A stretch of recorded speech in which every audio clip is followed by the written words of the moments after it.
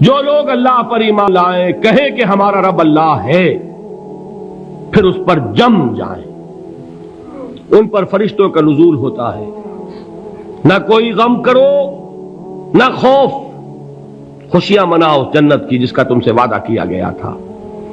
اللہ کی ربوبیت پر اطمینان جب انسان کو ہو جاتا، میرا رب اللہ ہے، ربی اللہ، انسان کے لیے نہ کوئی کھٹکا، نہ کوئی خطرہ، نہ کوئی خوف، نہ کوئی حزن۔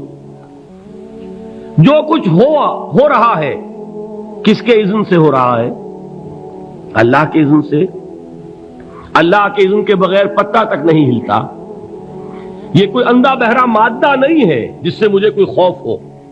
اندھا بھینسا چلا آ رہا ہو اس سے تو ڈرنے کا ہر انسان کو ڈرنا چاہیے، نہ معلوم کس کو ٹکر مار دے، لیکن نہیں، اس کائنات کو چلانے والا ایک سمیع و بصیر خدا ہے، وہ جو میرا دوست ہے، میرا ولی ہے۔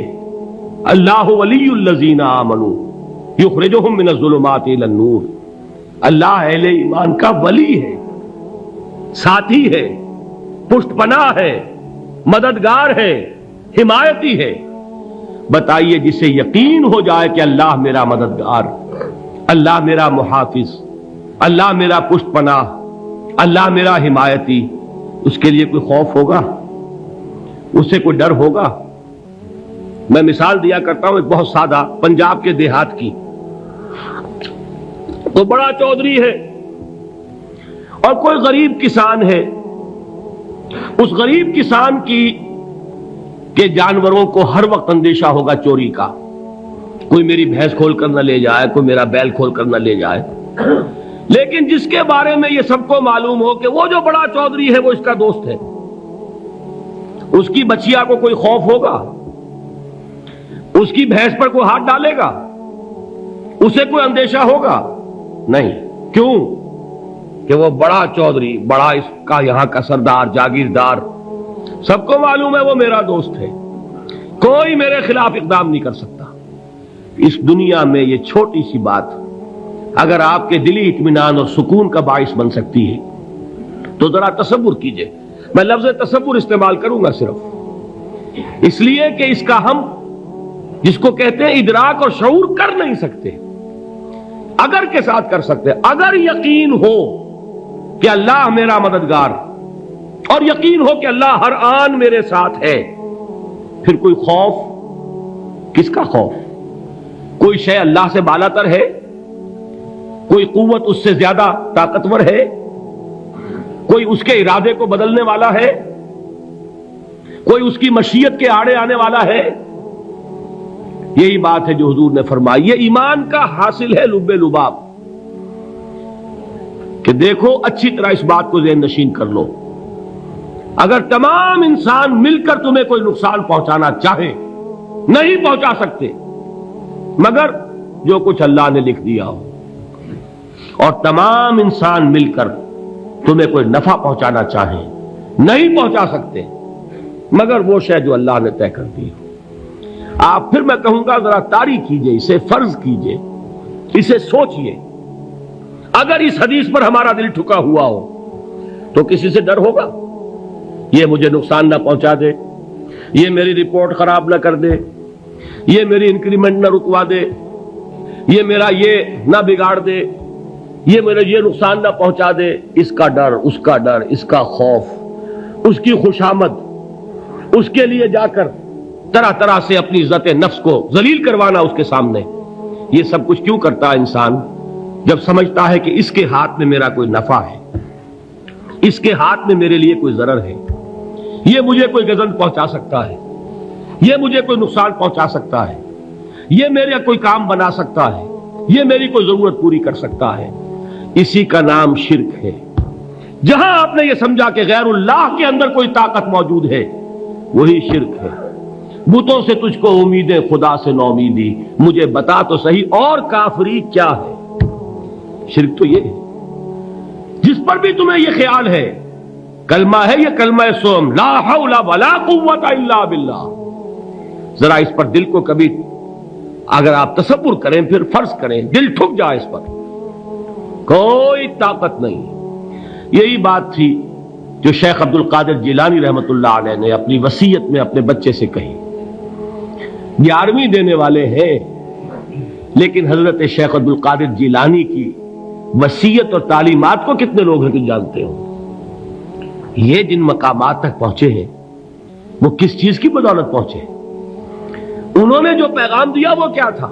اے میرے بچے، جس طریقے سے قرآن مجید میں حضرت لقمان کی نصیحتیں جو ہے نقل کر دی گئی ہیں، میں یہ عرض کروں گا بالفرض اگر قرآن حضرت عبد القادر جیلانی کے بعد نازل ہوا ہوتا تو شیخ عبد القادر کی یہ نصیحتیں بھی قرآن میں درج ہوتی. اتنی اونچی نصیحتیں ہیں. اے میرے بچے، اس حقیقت کو ذہن نشین کر لے، لا فاعل فی الحقیقت ولا مؤثر الا اللہ. اس کائنات میں نہ کوئی فاعل حقیقی ہے نہ مؤثر حقیقی ہے سوائے اللہ کے. کسی شے میں کوئی تاثیر نہیں اگر اللہ نہ چاہے. آگ جلا نہیں سکتی اگر اللہ نہ چاہے. پانی ڈبو نہیں سکتا اگر اللہ نہ چاہے. زہر ہلاک نہیں کر سکتا اگر اللہ نہ چاہے. کوئی چیز فائدہ نہیں پہنچا سکتی اگر اللہ نہ چاہے. تو در در پہ کیوں سر جھکاتے ہو؟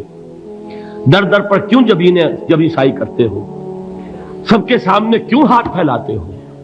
ایک اللہ سے مانگو، ایک اللہ کے سامنے زمین پر اپنی جبین رکھو. لا فاعل فی الحقیقت ولا مؤثر الا اللہ. نظر آتا ہے ہمیں کہ پانی پیاس بجھا دیتا ہے. پیاس بجھانے کی صلاحیت پانی میں نہیں ہے، اللہ کے اذن سے. کھانا بھوک مٹا دیتا ہے، بھوک مٹانے کی صلاحیت کھانے میں نہیں ہے، اذن رب میں ہے. دیکھیے یہی یقین تھا. حضرت موسیٰ علیہ السلام کا واقعہ یاد کیجئے. سامنے سمندر آ گیا ہے، قوم دیکھتی ہے پیچھے کہ گرد و غبار کا طوفان ہے. معلوم ہوا کہ فرعون اپنے لشکر سمیت آ گیا ہے. لشکر جب چلتا تھا تیز رفتاری کے ساتھ تو گرد و غبار کا جو طوفان اٹھتا تھا اس کا تصور کیجئے. اور لمحہ بلمحہ وہ قریب آ رہا ہے. پوری قوم نے کیا کہا؟ اے موسیٰ انا لمدرکون، اے موسیٰ ہم کو پکڑے گئے. قرآن مجید نے تو یہاں وہ باتیں نہیں لکھی ہیں، لیکن تورات میں یہ درج ہے کہ بنی اسرائیل جھگڑنے لگے، دست و گریبان ہو گئے موسیٰ کے ساتھ. موسیٰ ہمیں یہاں مروایا لا کر، اس سے تو ہم ہی بہتر تھے. وہاں کھانے کو ملتا تھا، زندگی تو تھی، بیگار ہم کر رہے تھے، موت تو نہیں تھی. اب جو کچھ ہوگا اس کا تصور کرو، جس طریقے سے ہمارے ٹکڑے اڑائے جائیں گے. تو لڑ رہے ہیں حضرت موسیٰ علیہ السلام سے. یہ تورات کی تفصیل ہے. قرآن میں صرف اتنا آیا ہے، پریشان ہو کر انہوں نے کہا انا لمدرکون، موسیٰ ہم تو پکڑے گئے. اس وقت موسیٰ کا جواب کیا ہے؟ کلا ان معی ربی سیہدین. نہیں، میرے ساتھ میرا رب ہے، وہ راستہ دے گا. بتائیے کہاں راستہ نظر آ رہا ہے؟ یہ ہے ایمان بالغیب. راستہ نظر نہ آئے تب اللہ پر یقین ایمان ہے. جیب میں پیسے ہوں اور تب دل کو اطمینان ہے تو ایمان کس پر ہوا؟ پیسے پر، اللہ پر نہیں. جب وسائل و ذرائع نہ ہو اور پھر یقین ہو کہ اللہ مسبب الاسباب ہے، وہ اسباب کا پابند نہیں ہے، وہ اسباب کا محتاج نہیں ہے، اسباب اس کے محتاج ہے. اگر یہ یقین ہے تو اللہ پر ایمان ہے. یہ نہیں ہے تو تمہارا ایمان اسباب پر ہے، وسائل پر ہے، ذرائع پر ہے، مادیات پر ہے، اللہ پر نہیں. اس وقت کہاں راستہ تھا؟ کوئی راستہ تھا؟ سمندر ہے اور ادھر سے لشکر آ گیا ہے. کلا ان معی ربی سیہدین. اب دیکھیے ایمان کہہ دینا آسان ہے، ہوا معکم اینما کنتم، جہاں کہیں بھی تم ہوتے ہو اللہ تمہارے ساتھ ہوتا ہے. لیکن اس کا یقین قائم ہو جائے تو زمین و آسمان کا فرق واقع ہو جائے. یہی بات ہوئی حضور کے ساتھ. غار ہے، چھپے ہوئے ہیں محمد الرسول اللہ اور آپ کے وہ یار غار ابو بکر صدیق رضی اللہ تعالی عنہ.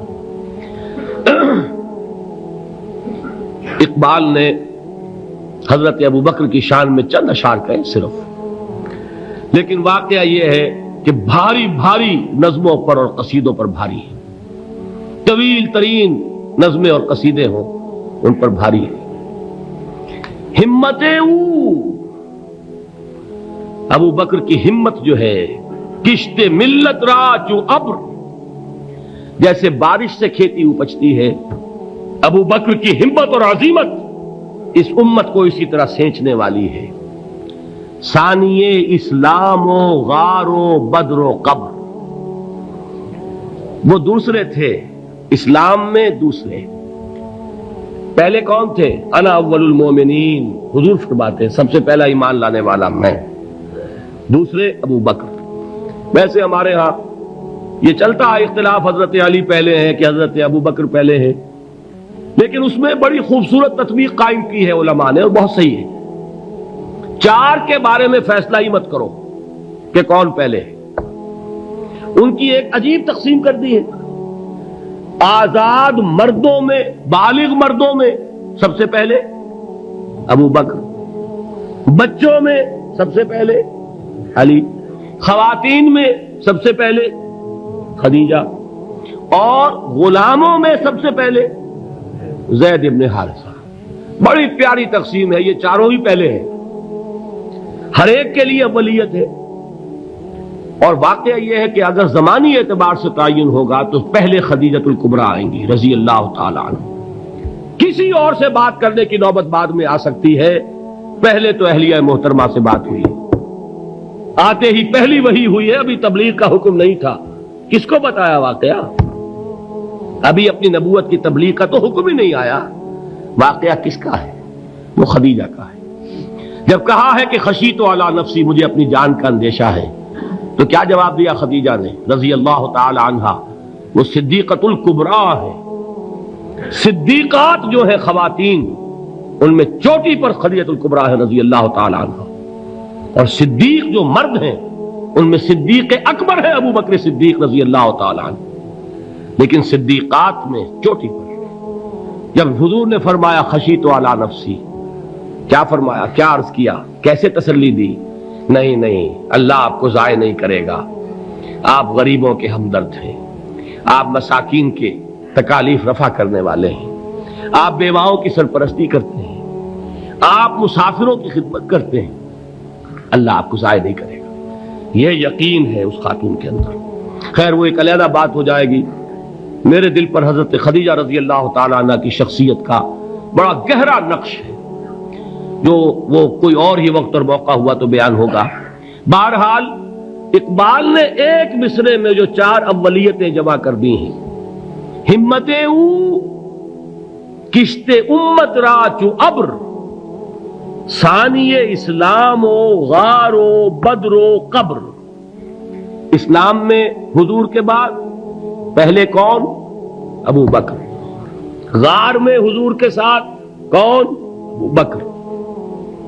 بدر کی رات اللہ کا رسول سر بسجود، وہ جھاڑ، وہ گھاس پھوس کی جو جھوپڑی بنائی گئی تھی، اور وہاں تلوار ننگی لے کر پہرا دینے والا کون؟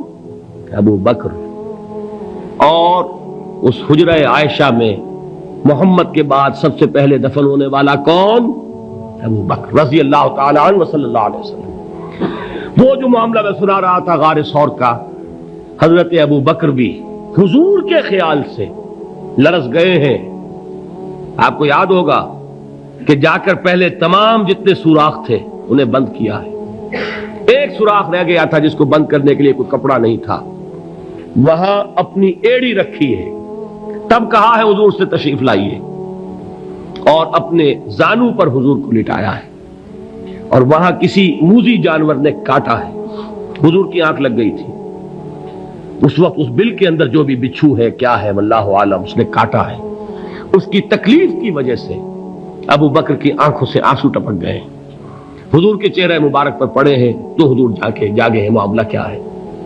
ایڑی نہیں ہٹائی وہاں سے، مبادا وہ جانور وہاں سے نکل کر محمد الرسول اللہ کو کوئی گزن پہنچا دے، ابو بکر کی ایڑی ہے، جس طرح چاہے کھا لے، ختم کر دے، جان نکل جائے تب کوئی آنچ آئے، محمد پر تو آئے، لیکن جیتے جی نہیں۔ وہ ہے ابو بکر۔ حضور کے خیال سے اس وقت حضور نے پھر اپنا لعاب دہن لگایا ہے، اور اس سے پھر آپ کی تکلیف ختم ہوئی۔ جیسے خیبر میں حضرت علی کی آنکھ دکھ رہی تھی، اس کو جو شفا حاصل ہوئی ہے وہ بھی حضور کے لعاب دہن سے ہوئی۔ تو بہرحال اس وقت انہوں نے کہا ہے کہ اے نبی یا رسول اللہ، اگر اس وقت ان میں سے کسی نے غیر ارادی طور پر بھی اپنے قدموں کی طرف جھانک لیا تو پکڑے جائیں گے۔ کیا جواب تھا اللہ کے رسول کا؟ لا تحزن ان اللہ معنا، اللہ ہمارے ساتھ ہے، کیوں گھبراتے ہو ابو بکر؟ یہ ہے ایمان باللہ، میرا مالک اللہ، میرا رازق اللہ، میرا محافظ اللہ، میرا مددگار اللہ، میرا پشت پناہ اللہ، میرا دوست اللہ۔ یہ دوستی ہے اللہ کی جو لب لباب ہے، حاصل ہے ایمان کا، اسی کا نام ولایت ہے۔ اولیاء اللہ کے سروں پر سینگ نہیں ہوتے، جس کے دل میں ایمان راسخ ہو چکا ہو وہی اللہ کا ولی ہے، جسے اللہ پر یقین ہو چکا ہے وہی اللہ کا ولی ہے، جسے یقین ہے اللہ میرے ساتھ ہے، میرا مددگار، میرا پشت پناہ، میرا ساتھی، میرا دوست، میرا محبوب، میرا محب۔ اللہ اہل ایمان سے محبت کرتا ہے۔ واللہ یحب الصادقین، ان اللہ یحب الذین یقاتلون فی سبیلہ صفا کانہم بنیان مرصوص۔ اللہ محبت کرنے والا، اہل ایمان محبوب، اور اہل ایمان محبت کرنے والے اللہ محبوب۔ والذین آمنوا اشد حبا للہ۔ آپ تصور کیجئے جسے یہ رشتہ ایمان یا رشتہ ولایت حاصل ہو جائے، الا ان اولیاء اللہ لا خوف علیہم ولا هم یحزنون، آگاہ ہو جاؤ، اللہ کے دوستوں کے لیے نہ کوئی خوف ہے نہ کوئی حزن ہے۔